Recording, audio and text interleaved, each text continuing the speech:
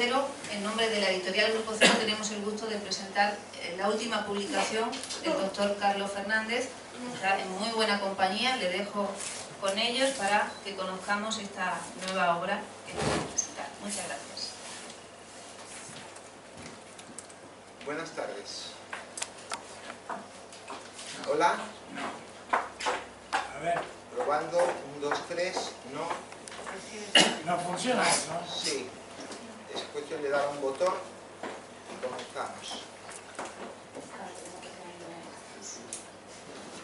Ahora sí. Bueno. Ahora sí. Es el 1. Hola. 1, 2, 3, probando. 1, 2, 3. Bueno, les voy a presentar a los presentadores. A ver si arreglan eso. Después cada uno realizará. ¿Estamos? Bueno, se escucha bien, ¿no? Bueno. Hola. Son los problemas del directo. Ahora. Bueno. Que les voy a presentar a los presentadores. Después realizarán una semblanza sobre el libro. Comenzaremos un coloquio con todos ustedes en el que esperamos sus preguntas. Pueden preguntar lo que deseen. Después de los presentadores. Después de los presentadores. ¿No? Y para finalizar serviremos una copa de vino español por gentileza de la editorial y pasaremos 1 o 2 canapés. Hay que esperar a saber cuántos. Bueno, nos acompaña Hernán Kozak, procurador, integrante de la Escuela de Psicoanálisis Grupo Cero, poeta, actualmente está firmando ejemplares en la Feria del Libro, en la caseta 202 del Retiro, que acaba mañana, por cierto. La doctora Pilar Rojas, médico reumatólogo, psicoanalista, especialista en medicina psicosomática, autora de varios libros, y don Jorge Carretero, vinculado desde que yo conozco al mundo del deporte, o bien en la Concejalía de Cultura, o bien en baloncesto, o bien en fútbol, o bien en empresas, y desde el año 2004 vocal portavoz de la Real Federación Española de Fútbol. Es una de las 2 personas que más sabe de fútbol. La otra soy yo. Entonces puedes preguntar lo que quieras. Les dejo con Hernán Kozak. Nosotros nos vamos. Bueno, buenas tardes a todos. Muchas gracias, Carlos, por darme la oportunidad de presentar el libro, ¿no? Y este es un libro, para mí, que tiene 1000 caras y que tiene una sola cara, ¿no? Si te interesa este deporte, ¿no? Si formas parte de la estructura de algún equipo de fútbol, creo que este es un texto imprescindible, ¿no? Si quieres conocer tu entorno desde un punto de vista novedoso.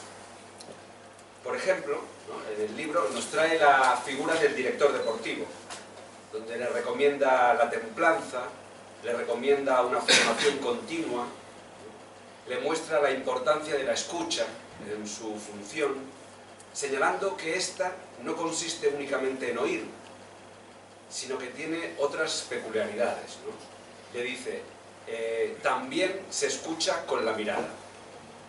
Es decir, le proporciona al director deportivo unas nuevas herramientas para afrontar su trabajo desde otro lugar. Porque es un psicoanalista el que habla en el libro, ¿no? Un profesional cualificado en relación a la escucha. Nos dice el libro que hay que tener en cuenta los deseos inconscientes de los jugadores, estudiar el estado anímico de los directivos, ver qué quiere conseguir cada club. Hace un par de años, pero no muchos, antes yo creo que serían 2 o así, Messi parecía que vomitaba en algún momento en cada partido. Y la prensa nos hablaba de la alimentación, nos hablaba de algún posible virus. Sin embargo, el doctor Carlos Fernández nos dijo: algo está podrido en el club. Visto a día de hoy, acertaba. Entonces, ¿Qué desgracia?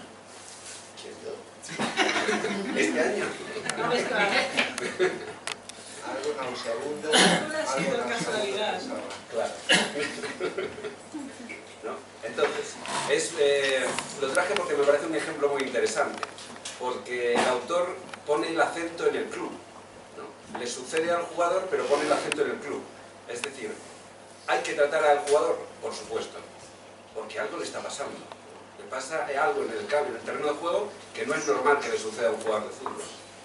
¿Hay que tratar al equipo? Por supuesto, porque hay uno de sus integrantes que está mostrando un síntoma que no es habitual. ¿Y hay que tratar al club de fútbol? Por supuesto, porque uno de sus jugadores más eficaces le está llamando la atención con algo, le está sucediendo algo que no es habitual. Pero es interesante cómo está la articulación, ¿no?, del club, del jugador y del equipo. No es que es un virus o es algo con la alimentación, no, no. Es un suceso más complejo, ¿no?, que requiere una escucha diferente. Sí. No digo que aunque hubiera un virus, hubiera una bacteria, los virus y las bacterias solo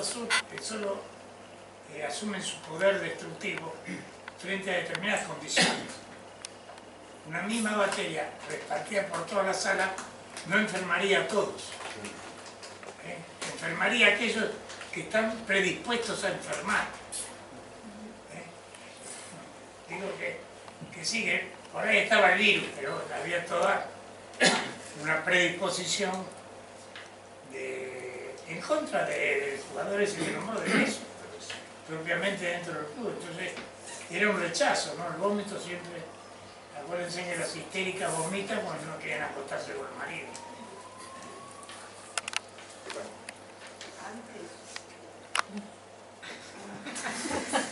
Sí, antes. Y si es con el marido de otra, pues...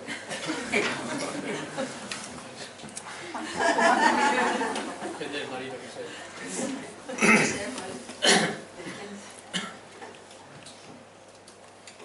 Y eso que decía el doctor Menasa lo marca en el libro, ¿no? Porque dice que cada institución, cada equipo directivo, cada entrenador, cada jugador son singulares. Entonces hay que hacer un estudio de cada uno, no podemos tener una fórmula que les sirva a todos, ¿no? Que hay clubes de fútbol que son investigados por Hacienda y consiguen Copas de Europa, y hay clubes de fútbol que son investigados por Hacienda y no se clasifican para la siguiente temporada para jugar competiciones europeas, ¿no? Depende de cada equipo. La escucha, ¿no?, como les decía antes, la trae en diferentes capítulos del libro, según el segmento que esté trabajando, ¿no? Por ejemplo, en el capítulo número 4, que es Psicoanálisis y Medicina Deportiva, cuando habla de la muerte súbita, nos dice: los médicos recomiendan entre los 12 y 14 años realizar un electrocardiograma y otras pruebas específicas, ya que a esa edad se pueden detectar las condiciones que pueden causar la muerte súbita. Y estando de acuerdo con ello, añade: también se debe considerar crucial la metamorfosis de la pubertad, que acontece aproximadamente entre los 10 y 14 años, y en la que se generan transformaciones estructurales en la sexualidad, personalidad y pensamiento del joven deportista. El deseo humano está presente en toda la carrera deportiva, y esto no puede registrarse en un escáner, pero sí puede escucharlo un psicoanalista. Por otro lado, si no trabajas en la estructura de un club y si no te interesa el fútbol, este también es un libro muy interesante para ti, porque es un libro cuyas enseñanzas pueden servirnos para cualquier aspecto de la vida, aunque debemos estar avisados, porque para leerlo hay que tener cierta cuota de valentía. Este libro nos viene a proponer salir de nuestro espacio de confort. Viene a ofrecernos una distinta manera de leer. Nos dice que el sujeto está implicado en todo aquello que le sucede. Destierra el azar de nuestras vidas y nos pone en el centro de la cuestión. A modo de ejemplo, trae varios casos de jugadores de fútbol y un caso de un deportista de Kayukento, que es un tipo de arte marcial. Un sujeto que era un líder, un triunfador, y que en una final, ¿no?, en un torneo, se rompe, sufre una lesión muscular que le va a cambiar la vida. No les voy a contar mucho más para que vayan al libro y lo lean, pero es muy interesante cómo en el libro desarrolla el caso. ¿Qué se rompe cuando se rompe ese músculo? ¿Para qué se rompe ese músculo? ¿Cómo cambia la vida de ese sujeto con esa rotura? ¿No? Muy interesante esa cosa. Pero si no hubiese tenido que pelear por el campeonato, no se hubiese roto. Están diciendo eso. Sí. Están diciendo que si renuncio, ¿no?, a eso que me va a romper, no me rompo.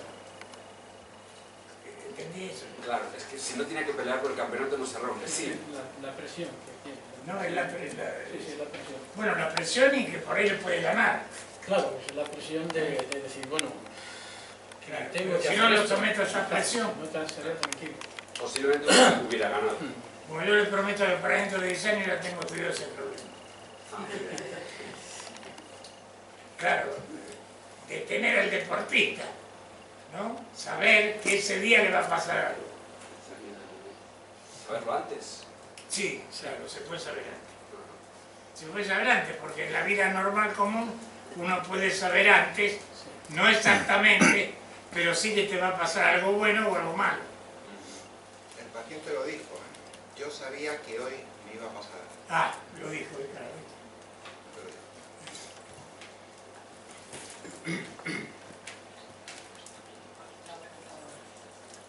Sí, pero no lo voy a contar el caso para que lo lean. Preparado, si no estás preparado, la muerte es muy difícil. La muerte y la enfermedad son cosas muy, muy difíciles. Solo escribir es más difícil que morir o enfermarse. El resto es fácil.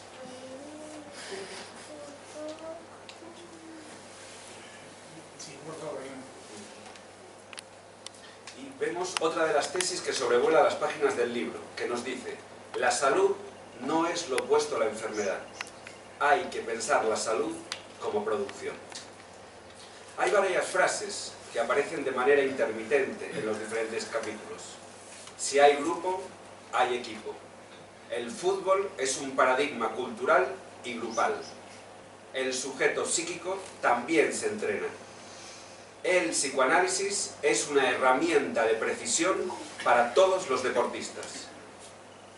Estamos con un texto que habla de fútbol, de medicina deportiva, de la función del líder, de la dirección deportiva, pero sobre todo, estamos con un libro de psicoanálisis. Su autor, hable de lo que hable, en todos los casos, termina cada apartado con una lectura psicoanalítica del tema a tratar. Por lo tanto, sus páginas son como el pitido inicial de un partido.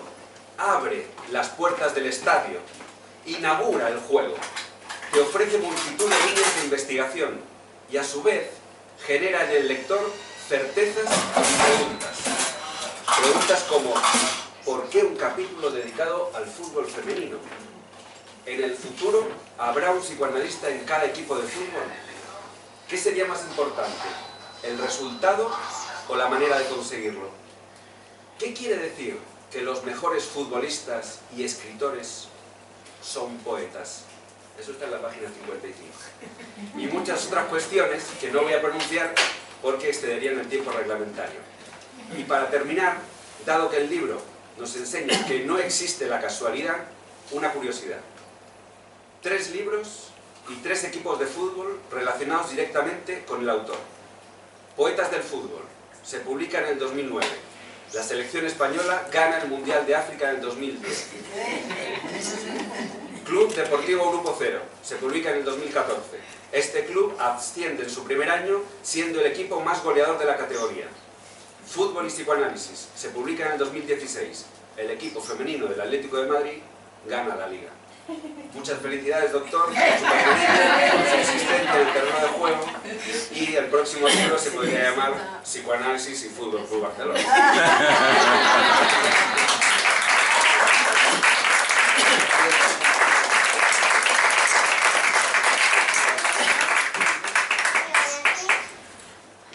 A continuación con ustedes, la doctora Pilar Rojas.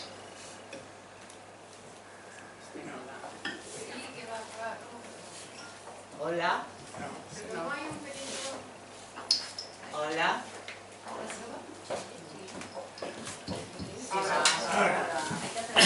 Pero cuando decís hola no. Hola. Ah,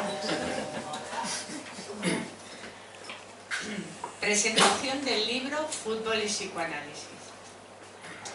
Carlos Fernández del Ganso es médico, psicoanalista del Grupo Cero, especialista en dirección deportiva, trabajador del campo de la salud, la educación y el deporte desde hace años. Fruto de ese trabajo es el libro que hoy presentamos, Fútbol y psicoanálisis. El tercero de una serie que se inicia con la publicación de Poetas del Fútbol en 2009 y Club Deportivo Grupo Cero, Nacimiento, Récord y Ascenso de 2014.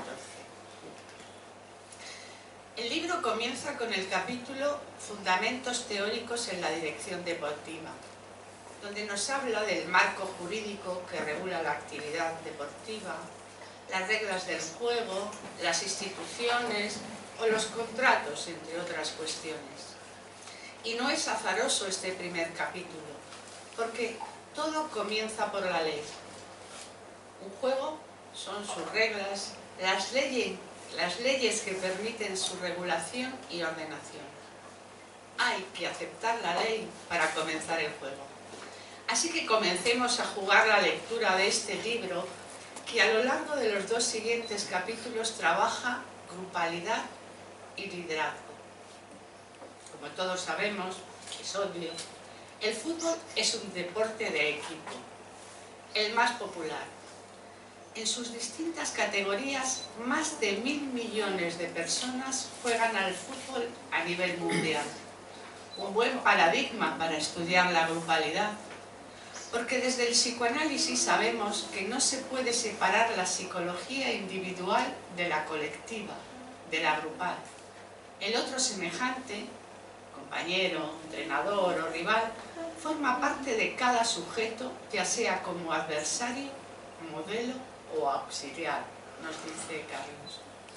Por eso que es importante la idea de grupo con la que se trabaja, y aquí el autor nos muestra cómo lo piensa el psicoanálisis, cómo se forma un grupo, la producción de un imaginario, una ideología y un deseo grupales, los tiempos o ciclos de esa producción y los obstáculos que aparecen en ese desarrollo. Una producción que se realiza en un tiempo lógico, psíquico, no lineal ni cronológico, nos dice el autor, sino que desde el resultado podemos interpretar cómo se ha jugado esa producción.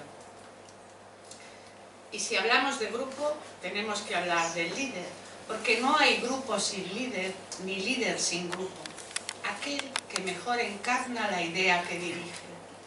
Un sujeto comandado por su deseo grupal, que despliega su saber, que no solo su conocimiento, que sabe escuchar, delegar, coordinar los tiempos de un proyecto, valorar la diferencia y la semejanza y gestionar las distintas pasiones, individuales o grupales, como energía disponible para el grupo deportivo. Seguimos jugando y nos adentramos en el cuarto capítulo, Psicoanálisis y Medicina Deportiva, donde vemos cómo el cuerpo y su funcionamiento va más allá de lo puramente físico. La importancia de los deseos inconscientes o el sentimiento de culpa inconsciente, por ejemplo, en el rendimiento y en la producción de lesiones. La medicina trata la enfermedad del cuerpo. El psicoanálisis atiende la salud de cuerpo y mente, nos dice el autor. Una salud como producción de algo nuevo y no como recuperación de un estado previo. Y para demostrar la importancia de los procesos psíquicos en la producción de las lesiones físicas, nos trae 3 ejemplos analizados de lesiones en deportistas. El capítulo 6 está dedicado al fútbol femenino, donde se realiza un recorrido histórico e ideológico del devenir de la mujer en el fútbol hasta una conversación con la presidenta del Club Atlético de Madrid Féminas, Lola Romero, club que se acaba de proclamar campeón de liga por primera vez en su historia. Y no es baladí dedicar un capítulo al fútbol femenino, como tampoco lo es dedicar otro, el 8º y último, al fútbol aficionado, porque sin la diferencia y sin el futuro no hay crecimiento posible. Pero antes de llegar al final, el capítulo 6, la personalidad en el deporte y sus afectos. Porque amamos, odiamos, nos angustiamos, celamos, envidiamos o admiramos, nos apasionamos, somos excesivamente individualistas o somos grupales y muchas cosas más. Pero en todo caso, aquello que nos impide sumar se puede interpretar y modificar. Y así, el último capítulo, el fútbol aficionado, nos habla de las funciones del psicoanálisis y la poesía en un club de fútbol desde la experiencia en el Club Deportivo Grupo C. Un libro que nos muestra la importancia de incluir los procesos psíquicos en el deporte para obtener buenos resultados. No alcanza únicamente con entrenar el cuerpo. Hay cuestiones psíquicas que dan cuenta de los éxitos y de los fracasos, grupales o individuales. El éxito deportivo no es fácil de lograr ni difícil. Requiere trabajo físico y psíquico continuo y tiempo. Gracias, Carlos, por este nuevo libro.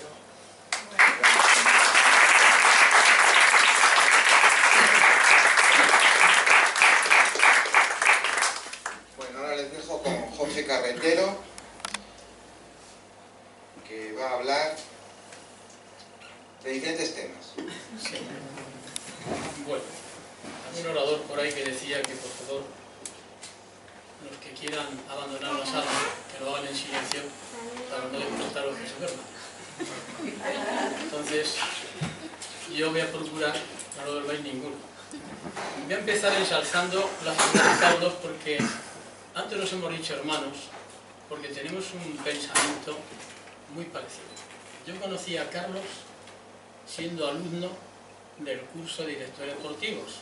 Vais a permitir que la falsa modestia mía, soy el ideólogo del curso de directores deportivos donde han pasado más de 1.500 alumnos. ¿Por qué lo hice? Porque yo no entiendo de fútbol, pero sí entiendo del fútbol. Y pienso que cualquier sector que se quiera desarrollar tiene que estar basado en una infraestructura de gente muy profesional y muy formada. En fútbol, si hay aquí alguno que ame el fútbol o sea directivo, puedo decir que las personas más mediocres que me he encontrado en mi vida profesional están en el fútbol. No piensan más que en ganar, que me parece muy bien, y no piensan en más. Ganar, porque para eso se constituye un equipo de fútbol. No se constituye para que tenga un departamento de marketing muy grande e ingrese muchos dineros. No, tiene que ser que ascienda, que no descienda y que gane triunfos. Pero no sé lo que verdaderamente es así. Entonces, cuando yo conocí a Carlos como alumno, a mí me sorprendió. Y digo, bueno, este querido señor, ¿qué va a aportar aquí? Y bueno, seguimos hablando y de pronto dije, no, este va a aportar mucho. Y de inmediato, al siguiente curso, fue profesor. Sin conocer yo el 100% de lo que verdaderamente quería. Pero yo sabía que era bueno. Porque Carlos es como un verso suelto dentro de lo que es el psicoanálisis deportivo. Todos los que se autodenominan psicólogos deportivos van a solucionar un problema que tiene ese jugador o que tiene ese club. Pero es que Carlos se anticipa. Carlos piensa en lo que va a producirse de lesión, tanto mental como física. Entonces lo prevé y lo que quiere es solucionarlo antes de que llegue ese momento.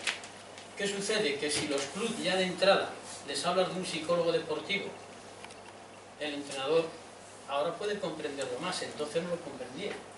El presidente piensa más o menos que si tiene un equipo de locos todos ahí, que es que necesitan un psicólogo, como para que Carlos vaya y, como bien ha dicho el doctor, anticipe esa ansiedad que va a producir esas lesiones y él diga, no, es que va a suceder esto.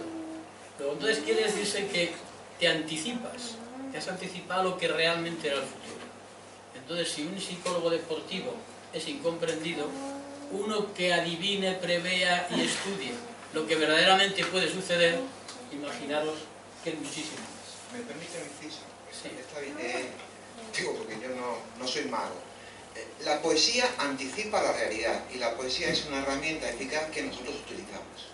Muy bien, y yo he leído tu libro, me parece que había una dedicatoria o algo que hice yo en preámbulo, que hablaste además con Alfredo Di Stéfano de este tema. Y efectivamente así es, pero es que la poesía no solamente es en el fútbol porque hablamos de fútbol, es en todos los aspectos de la vida. Las personas tenemos fondo y tenemos forma. La forma es una cosa etérea que pasa. El fondo son los valores que nos hacen ser como somos. ¿Y cómo no va a tener valor una poesía en la formación de una persona? Es el mundo, es la vida, es el espíritu, es el ver las cosas de una manera diferente, no es materia. Entonces, Sigo estando de acuerdo con eso. muy bien, bueno, es que estoy de acuerdo conmigo, me lo dice y termino. Bien, entonces quiere decirse que a raíz de entonces, Carlos empezó a ser profesor y lógicamente de los 1500 alumnos que ha habido allí, que la mayoría los ha tenido él, no llegaban a comprender por qué eran exfutbolistas, que lógicamente nunca habían pensado en que alguien les podía decir, oye, mira, que te va a pasar o que tienes esta presión y mejor no lo concedían así. Entonces seguía siendo pues un verso suelto. Pero en cambio una persona que no era de porque no tenía que jugar al fútbol, que te ama de una manera enorme y siempre le pregunta por ti, Gonzalo Miró, el hijo de Pilar Miró. Gonzalo Miró estaba pasando unos momentos muy difíciles en su vida, estaba de alumno y toda la mayor enseñanza y lo más positivo que sacó fue toda tu ponencia, toda tu doctor, porque es que eres así y es lo que dices. Y todavía estando en Sudáfrica me habló, ¿qué tal Carlos? Muy bien, a ver si le llamo un día. Quiere decirse que había personas que también miraban un poco por encima. Bien, entonces esto es lo que Carlos ha hecho y lo que Carlos quiere poner aquí y quiere prever. Entonces, ¿qué sucede? Que empieza por decir, ¿qué es un director deportivo? Pues un director deportivo es ni más ni menos que la persona mucho más importante incluso que el presidente, porque en la estructura de un club es como, ¿qué están haciendo la mayor parte de los clubes ahora? Como el señor Millato hizo el señor tal, es muy famoso, director deportivo. No, vamos a ver, yo si tuviese una empresa de zapatos, no podría al mejor vendedor a ser el director de la fábrica. Pondría a alguien que entendiese de tiempos, que entendiese de hormas, que entendiese de modelos y de procesos de fabricación.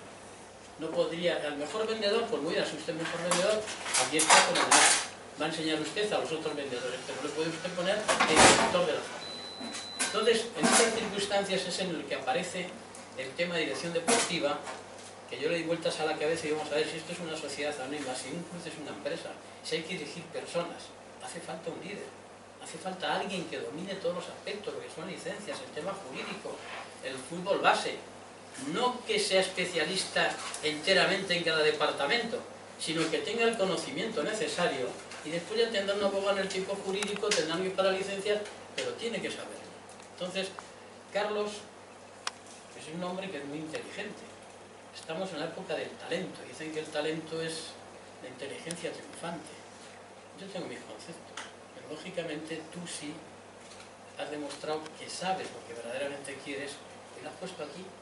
Pero lo has puesto aquí para que todo el que tenga una inquietud, aunque sea simplemente de liderazgo, sepa que aquí va a encontrar un contenido fantástico.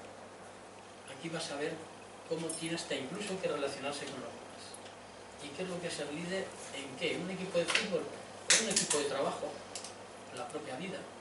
Aquí, porque ser líder es dar ejemplo.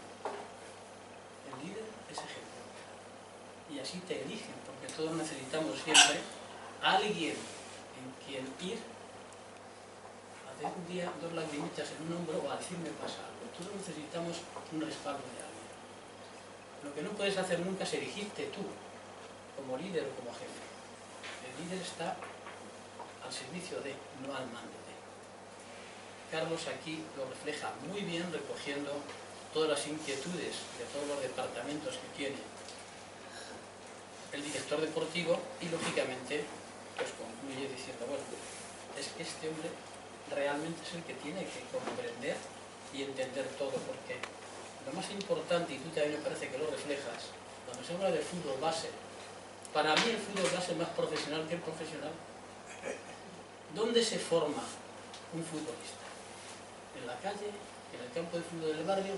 ¿Con alguien que le explica lo que es jugar, que le enseña la técnica, le enseña la táctica? Pero hay una cosa que es muy importante, que yo siempre que voy a darme una conferencia lo digo: estáis formando personas, no futbolistas.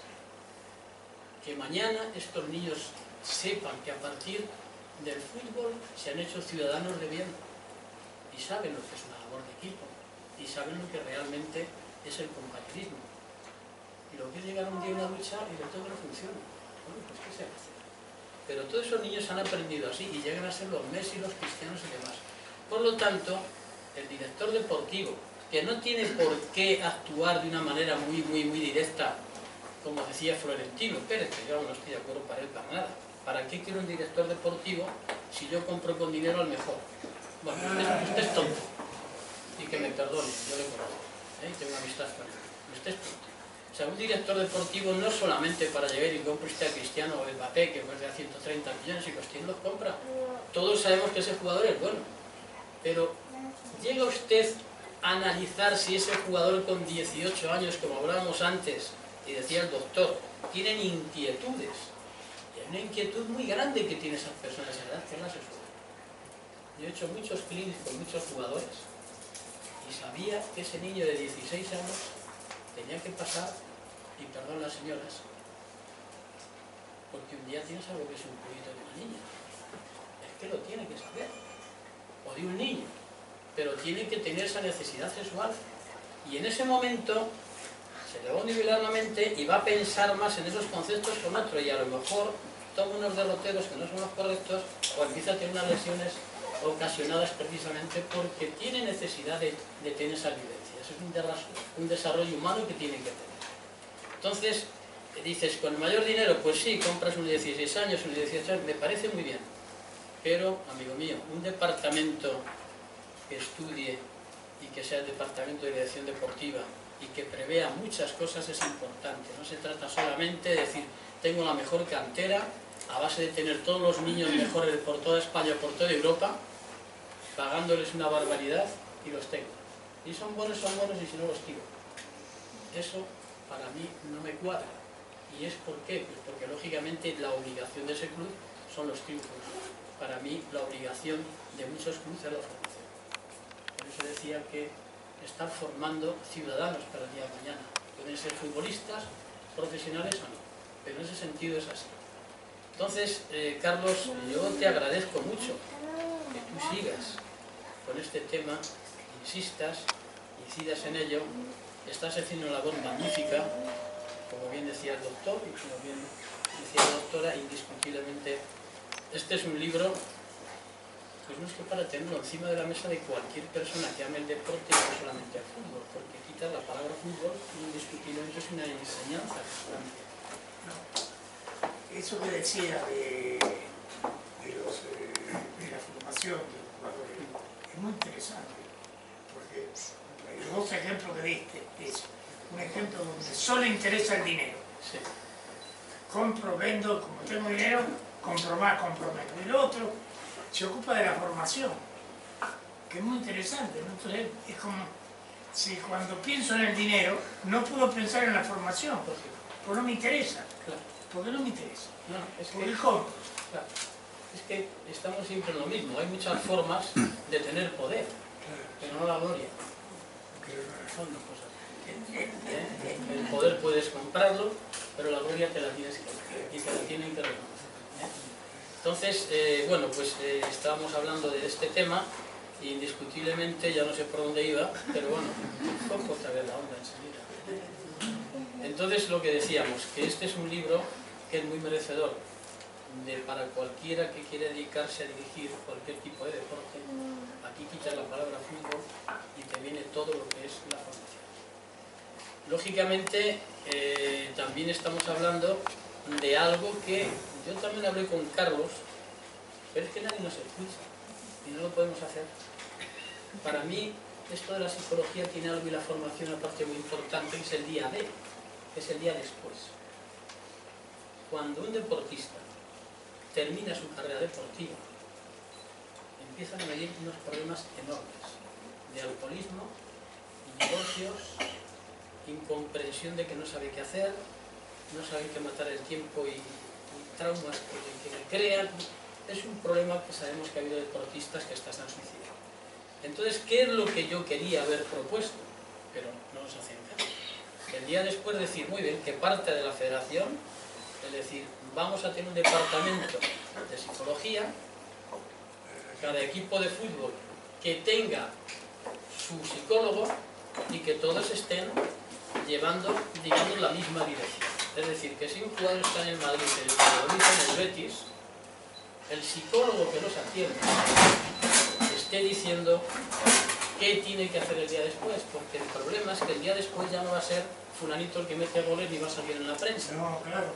Quiere decir que ni la mujer va a Han ser... sido amados como dioses. Claro, se después- identifica, claro, es una... Y luego la mujer tampoco va a ser la mujer de Pepito que mete muchos goles.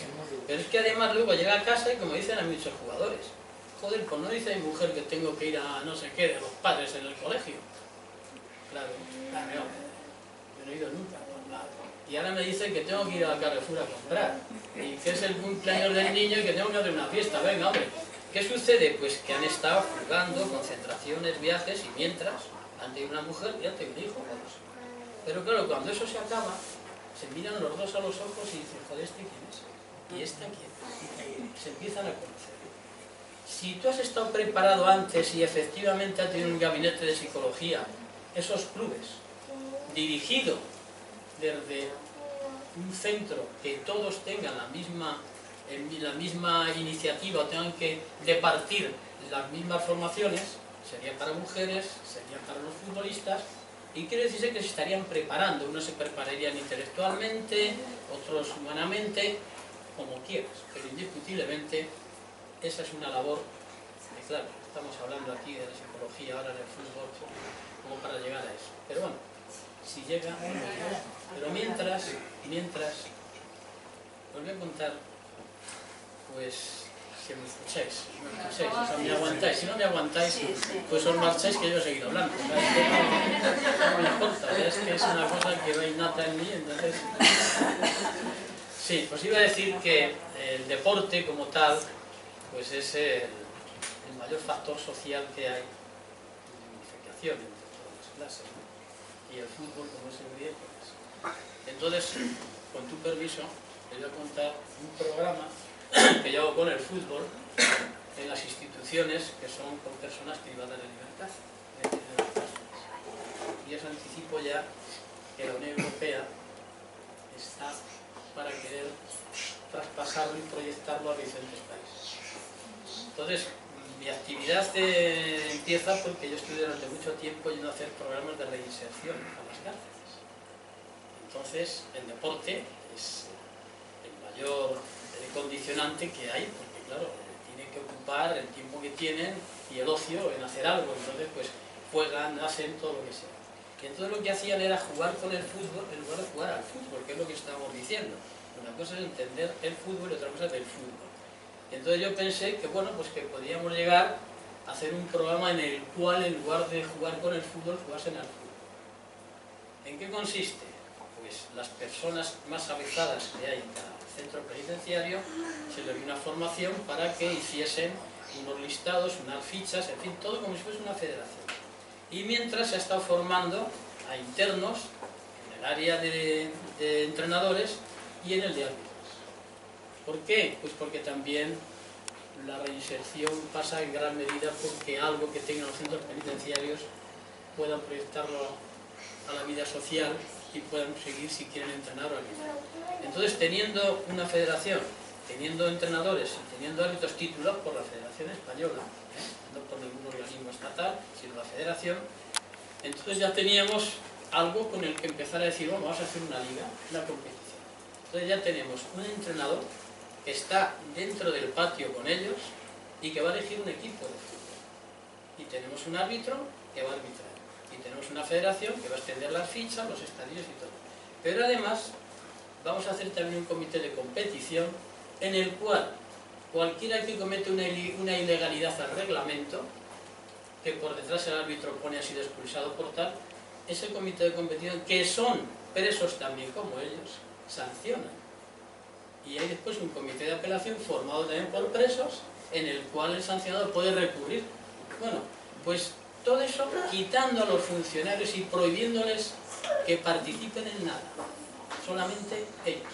Los internos son los que se organizan su campeonato, los que se arbitran, los que juegan. Entonces, el respeto que ha causado ha sido tremendo, pero tremendo. Y el comportamiento exquisito. Y ahí se elige al máximo goleador, al mínimo goleado, todo. Y cada centro penitenciario después elige una selección que ya salen con el halo de los héroes de ese centro de Herrera de la Mancha y se van a jugar contra Ocaña 1, donde de todo ese campeonato ha salido otra selección. Y se van eliminando. Entre centros penitenciarios se eliminan también entre circunstancias territoriales autonómicas y terminan jugando el Campeonato de España de centros penitenciarios, que yo los traía a jugar a las voces. Bueno, no os podéis imaginar el comportamiento tan maravilloso, la responsabilidad tan fantástica, y yo diría que os estaría aquí contando infinidad de casos. Incluso, para que no fuese simplemente todo fútbol, hice un ensayo literario entre estas personas que me han autorizado de puño y letra a que lo publique, sus sensaciones del fútbol y el deporte en privado de libertad. Y para que también se desarrollase en el aspecto artístico, también hice una exposición de Bellas Artes por diferentes centros de España. Bueno, este es un programa que ha sido elegido pues, por el Comité Europeo de Ética, por muchos sitios, hasta que hemos ido 3 veces ya a la Unión Europea, y las conferencias que he dado allí están deseando proyectarlo para el resto de Europa. Pero claro, ¿qué sucede? Que siempre hay un atentado, hace falta dinero, joder, y esto que es social, porque claro, en Europa todo lo que sea dinero está, pero los sociales estamos un poco jodidos, ¿no? El señor Carretero está diciendo, es algo muy importante para todos los futbolistas, está diciendo que a personas que han alterado la ley, que no han respetado la ley, con un deporte se les puede enseñar a cumplir la ley. Es decir, con algo que no sea aquello donde transgredieron, se les puede enseñar a no transgredir, ¿no? Es un poco lo que hace con el psicótico. Lo aparta de la familia, pero le enseña a respetar a la familia. Doctor, hay un tema que, ya digo, después de experiencias y años, en la sociedad existen familias desestructuradas, barrios marginales, gente que tiene que salir a pervivir, que no conoce a lo mejor ni a su padre, pero eso sale a pervivir, tienen que delinquir, pero mentalmente no están delinquiendo. Ni mentalmente tampoco piensan que están incumpliendo ninguna ley. No, ellos salen porque tienen necesidad. Lo que pasa es que, claro, si incumplen una de las normas que la sociedad dice de comportamiento, tienen que tratar de internarte para que te reinsertes, porque si no esto sería tremendo. Pero ¿qué sucede? Que el que los detiene es una persona que es del aparato estatal, que es un policía. El que los juzga es lo mismo. El que los retiene en el centro penitenciario, el psicólogo, el educador, lo mismo. Y entonces dije, no creen en nada de eso. Si son los que les detienen, son los que tal, no van a creer en ello. Fuera, y vamos a crear nuestro propio sistema. Entonces, con eso, ¿qué han aprendido? Pues que tienen que tener un reglamento por el cual comportarse, y se lo exigen ellos mismos. Y van sabiendo que en la sociedad esto es así. Entonces, como ellos mismos se van a sancionar, cuando hacen alguna irregularidad, coño, pues el Pepe y el Juan les van a poner 3 partidos y son con los que están allí. Pero es que el Pepe y el Juan les está castigando, qué joderse. Y son castigados ellos y todos ahí. Entonces, toda esta enseñanza que tienen, pues te encuentras después una cantidad de gente que, vamos, que está agradecidísima a que ellos mismos se han puesto la medida y hacerlo. Porque no existe la cadena perpetua ni la pena de muerte. Hay que reinsertarlos y que regresen. Por consiguiente, el fútbol, en este caso, está haciendo una labor excepcional, fantástica. ¿Por qué? Pues porque efectivamente hay personas, como muchos de los que estáis aquí, que son psicólogos, y esto es pura psicología. El decir que esta gente, ¿qué puede hacer para reinsertarse? Si hacen deporte, y el fútbol es el deporte rey, aunque el rey del deporte es el atletismo, el deporte rey es el fútbol, vamos a dar lo que quieren, pero no que jueguen con ello, de cualquier manera, sino vamos a que jueguen, que entrenen y que digan nos faltan 3 puntos y voy a ganar y tal. Eso es lo que verdaderamente va a hacer. Y eso es lo que la psicología, en este caso Carlos, hace que a través del fútbol estas personas se reinserten. En definitiva, es psicología, nada más. Y si os habéis cansado, lo siento, ya me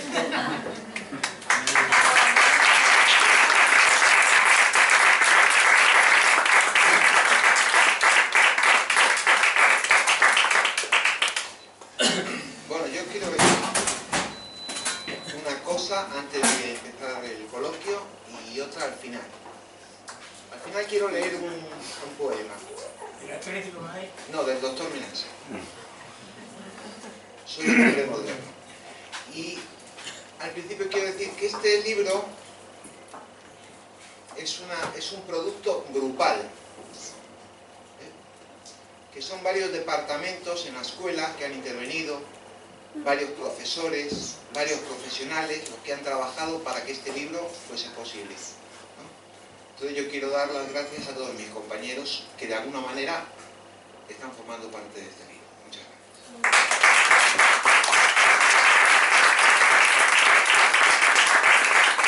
Las preguntas difíciles se las hacen a Jorge. Las respondo yo. No, está perfecto, Carlos. Hay una cosa, no. Yo quiero decir una cosa. En mi barrio se decía que era más cruel la condena entre los mafiosos que de la policía a los mafiosos. Que cometer un robo en la mafia era la muerte, mientras que cometer un robo, cuando el mafioso cometió un robo, eran 2 meses de cárcel y como ustedes ven ahora. No digo, no que los sectores marginales de la población tienen una ley muy fuerte, no se puede traicionar. En cambio, entre los civiles podemos traicionar. Sí, son reglas que tienen ellos ya. Sí. En las cárceles pasa lo mismo. Claro. Vivir en una cárcel sabes que son Claro, grupos exactamente. diferentes que hay y o lo respetas o sabes lo que te va a pasar. Pero sobre todo hay un respeto común. Sí, no, pero no conviene vivir en la cárcel. Entonces hay como una doble moral también para... Socialmente existe como una doble moral, no solo la masculina, o sea, para el hombre, para la mujer, sino también... Para el pobre y para el rico. Claro, Sí. El rico tiene más ventajas que el pobre. o sea, todo el aparato del Estado está preparado Si sos para pobre y la mujer, vida. estás frito. Yo le he hecho una frase cuando iba a la cárcel. Coincidía que, claro, todos estos con lo que yo estaba, si querían tener un vis a vis o querían tener algo con las familias, tenían que pedir permiso por túnica. Pero según qué delincuente de guante blanco había, eso era entrar. Entonces me comentaron, y claro, aquella tenía que tiempo, y yo me inventé una frase que luego me llamaron la atención instituciones penitenciarias aquí en Madrid, que dije que la justicia es el último recurso que tiene el débil para comprobar que verdaderamente es débil. Entonces, ¿qué sucede? Me llamó la atención aquí y fui a Alcalá y me dijeron, ¿cómo se ocurre usted? Es que me preguntan por qué ese señor puede recibir y esto no. Entonces se me ocurre decir eso, que la justicia es el último recurso que tiene el débil para comprobar que verdaderamente es débil. Y diré más historias. Perdón por la información. Muy bien.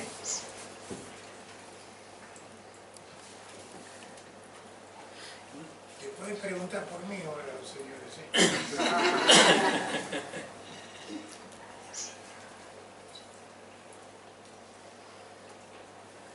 Los entretelones del fútbol, Perdón, ¿no? ¿por qué lleva?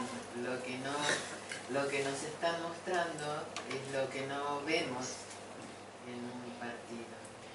Bueno, lógicamente, en cualquier sector social, siempre lo que aflora es la forma, es lo que ves, ¿no? Y más y me cuando es un tema tan mediático como es el fútbol.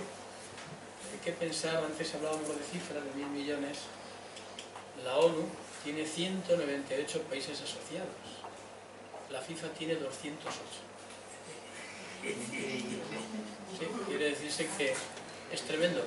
Además, yo he estado en Sudáfrica y he estado en sitios, bueno, donde supervivir casi era un misterio. Entonces ibas a aldeas pequeñísimas, paupérrimas, donde veías unos niños con una pelota que no era ni pelota ni era nada, y 3 palos ahí medio caídos, jugando al fútbol. Daban una patada y metían una pelotita esa, entre los 3 palos, decían gol, se abrazaban y era una gol. Entonces el fútbol es magia. Socialista. Es magia, el fútbol es magia. Se nos llama la atención que nos ha comentado que lo que excluye de la realidad, el fútbol mismo, los profesionales del fútbol quedan excluidos de la realidad. Tienen que reinsertarse luego en el matrimonio, en la realidad. Y luego lo mismo sirve para reinsertar a otras personas, ¿no? Claro, Que claro. tiene los dos aspectos. Sí. Vamos a ver que dentro del fútbol tiene grandezas y miserias, como todo, ¿no? La grandeza que tiene es precisamente lo que decía, que socialmente es lo que nos une, ¿eh? Y socialmente pues llega un momento en que dice, bueno, ¿de cómo disfruta ese niño? Dando una patada de un madre. ¿Qué sucede cuando eres profesional? Que hay que cuidar a los profesionales. Claro, la vida de un profesional, digamos que es el espejo que ven esos niños.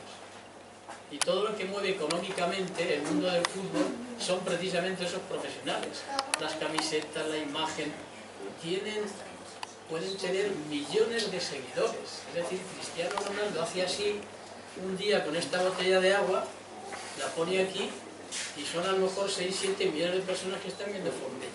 Quiere decir que Formella en ese momento va a vender ni se sabe la cantidad de botellas de agua. Pero esta botella de agua necesita mano de obra para producirla.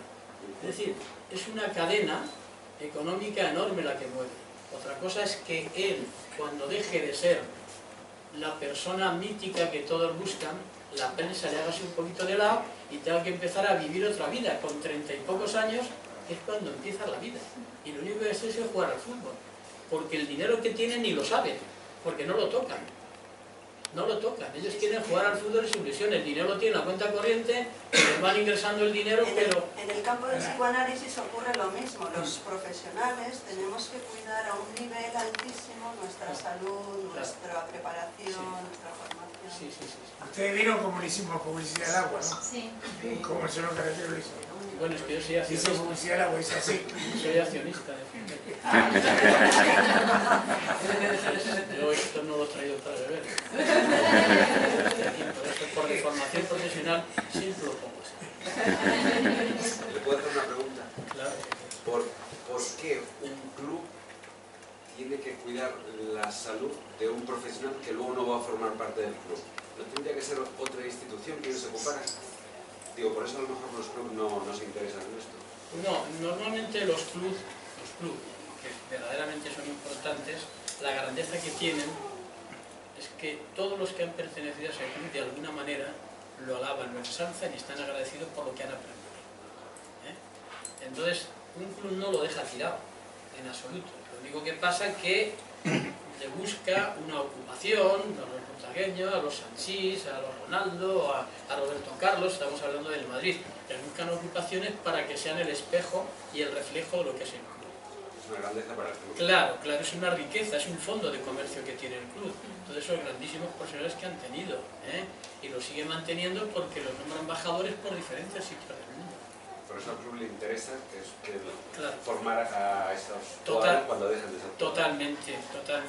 Hay muy poca gente que pueda hablar mal de su club. Es incluso, clubes más pequeños y siempre están agradecidos a lo que aprendieron en el Alcalá, lo que aprendieron en el Carabanchel, siempre y cuando se ocupen, como digo, de lo que es la formación humana y los valores en esa base. Es muy normal que grandes futbolistas digan: yo donde verdaderamente recuerdo es al entrenador Pepe Pérez, que lo tuve de niño en tal sitio. Fernando Torres hace poco. Claro, eso es una maravilla. Por eso se cuidan mucho y los que se dedican a entrenar son profesionales que se ocupan mucho de niños. Los padres es diferente. Los padres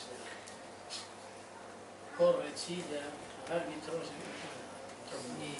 pero los que los entrenan son profesionales y son gente diferente. ¿Qué del Barcelona? ¿Es del Barcelona? Messi. Era chiquito. Era chiquitito. No me haga usted más preguntas. Era Messi, era chiquitito, desvirriado, que tenía la piernita finita. Bueno, y el Barcelona lo curó, lo hizo grande, lo hizo robusto. Entonces, claro, el agradecimiento que tiene él con el club es inmenso. Y que tiene el club para con él también. Pero el agradecimiento que tiene él es inmenso. Por eso que, mira vos, si llega a pensar que juega mejor en el Barcelona que en la selección argentina, porque los argentinos por él no hicieron nada. Y estamos hablando del Barcelona, que si Messi hubiese jugado en el Madrid sería...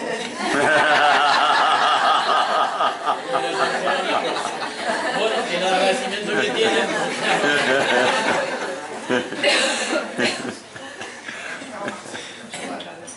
Sí, bueno, yo, antes de que se vaya, les quiero decir que Carlos Fernández es hincha furioso del Atlético de Madrid. Sí, otro también. ¡Bravo!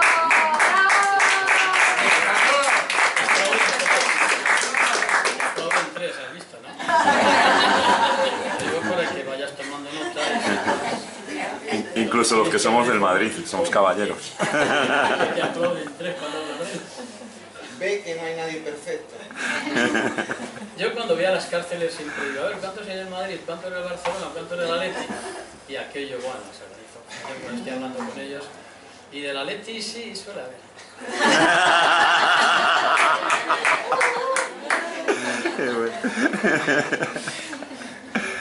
El Madrid ganó más por Ronaldo o por Zidane. No, Madrid ganó porque tiene un gran equipo y se lo hace. Por el equipo. Individualmente ninguno gana nada. Pero Zidane, ¿qué papel tuvo en...? Zidane, pues simplemente algo muy importante, que hablábamos de lo que es el líder. Saber manejar un grupo de personas y llevarles y saber los problemas de uno, la grandeza, la miseria del otro, las envidias, el por qué juega o no juega. Y eso es de una inteligencia tremenda, saber que tienes 23 jugadores que están todos diciendo juego, no juego, juego, no juego, y otros dicen 11. Joder. Y además luego hay 3 que se quedan en la grada. Bueno, pues saber cómo juntar todo eso, no enfadar a nadie, darles minutos, ir rotando y hacerles creer y hablar individualmente con cada uno de lo que esperan de cada uno, que es lo importante. Eso es una grandeza enorme. Y es lo que ha hecho Zidane. Porque tampoco el Madrid es que haya jugado al fútbol maravillosamente bien con han sido los jugadores. Parece que ha leído este libro.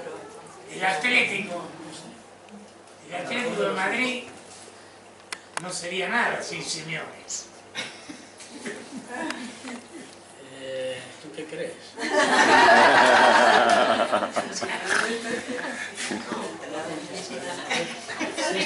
Si es que sabe la contestación. Los que entienden de fútbol, que hay gente que entiende de fútbol en todos los equipos, saben que el Atlético de Madrid siempre estuvo entre los 3 mejores equipos de España y los 10 mejores equipos de Europa. Siempre. Los que entienden de fútbol. ¿Me equivoco? Sí, no, esto No del todo. El Atlético de Madrid siempre estuvo entre los mejores, porque se trata de estar entre los mejores. Después hay algunos que les gusta ser siempre los primeros. Hay que dejarles. Hay que dejarles. Es un vicio que tienen. Y el tercero, el vicio que tiene es quedarse el tercero siempre. No es que no tengamos puntería. Tanta puntería tenemos que sabemos darle en el palo. Sí, sí, sí. Es difícil. Está muy bien, Carlos. Mira, has hecho un libro en rojo y blanco. Yo cuando llegue a casa lo voy a forrar. Y lo voy a tener en la biblioteca.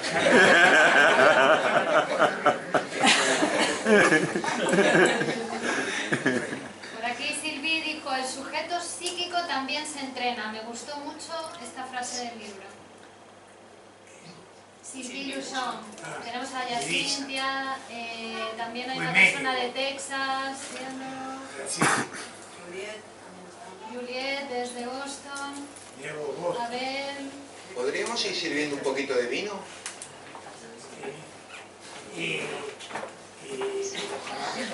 Unos bocadillos, ¿qué son bocadillos?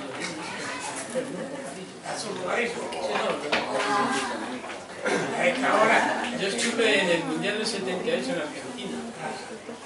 Y claro, yo decía, vamos a llevar unos bocadillos al campo, voy a llevar a la gente. Y claro, bocadillo en Argentina era como una cosita así, lo que es un bocadillo. Claro, cuando me trajeron eso, y ¿esto qué hizo? ¿Usted ha pedido bocadillos? No, no. Yo tengo que ir a comprar barras de pan, partirme, hacer bocadillos y eso es comer. Y me empezaron a ir los bocadillos, por eso digo que... Y en Argentina todo es grande, pero no se sabe si es bueno. Yo una vez estuve en el casino, digo Venecia, y vi el casino, un casino chiquitito. Entonces se me ocurrió decir que el casino Mar del Plata tenía 36 mesas de ruleta. Me dijeron, oh, usted es argentino, siempre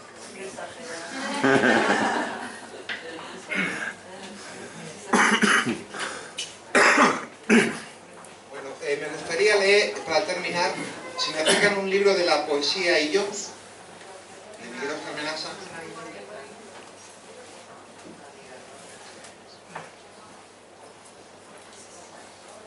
Que me gustaría para terminar. Soy un hombre moderno.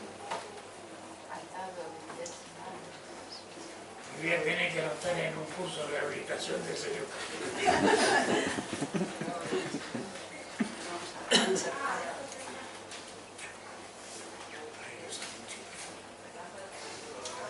La doctora, ¿cómo va? Hola, doctor. Bien de la lección, entonces. Es un poema de Miguel Oscar Menaza del libro La poesía y yo. Soy un hombre moderno. Soy un hombre moderno, atado de pies y manos, decido el vuelo. Al principio me arrastraré y con el tiempo podré levantar un poco la cabeza. Veré el cielo, el infinito cosmos será mis pequeñas cadenas y mis babas. Al principio conseguiré comida y me la robarán. Después aprenderé a cuidar la comida. Otra cadena más y así con el tiempo podré cuidar mi dinero. Otro eslabón se cierra y otro más y tendré hijos y serán mis hijos y tendré que conseguir comida para ellos y aprender a cuidarla. Y mientras cuido la comida y no dejo que me arrebaten mi dinero, tendré que tener educación para mis hijos, para que el infinito cosmos sea sus pequeñas cadenas y sus babas. Y también habré de conseguir un amor como se consiguen puestos de trabajo y cuidar ese amor con mi propia vida. Y no es un eslabón lo que se cierra sobre mi sino. Y no es un eslabón lo que se cierra sobre mí, sino los propios tentáculos de la muerte. ¡Bravo!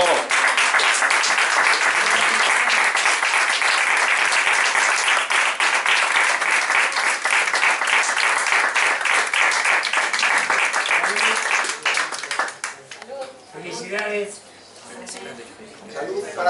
Felicidades, Carlos. Felicidades, gracias a También por los Muchas jugadores. gracias y muchas felicidades desde México, desde Ibiza. Salud. Gracias por esta publicación.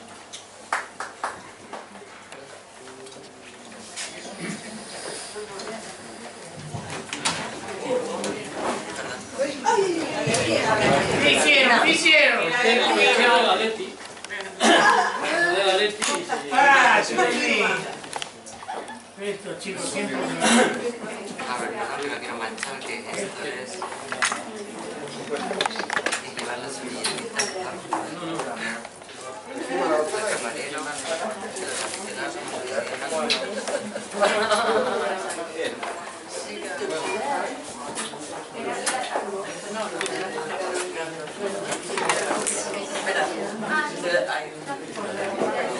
Espera un segundito.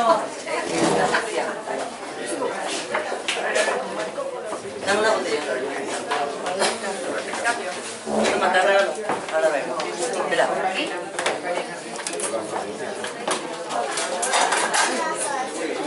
¿Cómo estás? Muy bien.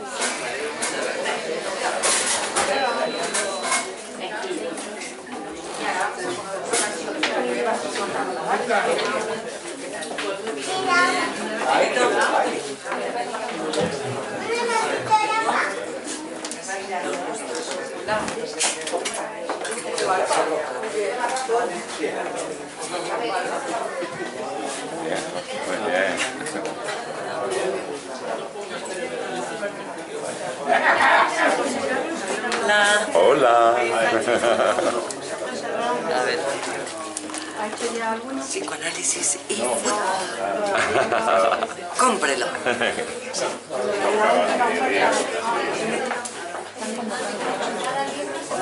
Bueno, eso que estás antes de los presupuestos. Sí, en el que sacaron la proposición para la mesa. Porque esa sí me acabo también en una plaza.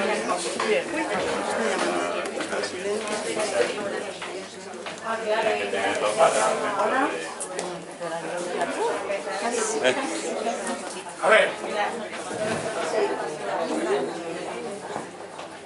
A ver, unas palabras, señor carretero.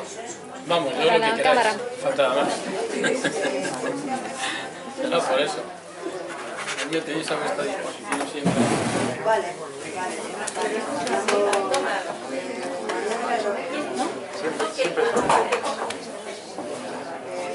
mando un mensaje y pregunto si está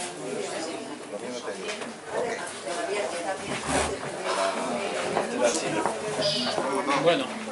Mi hermana.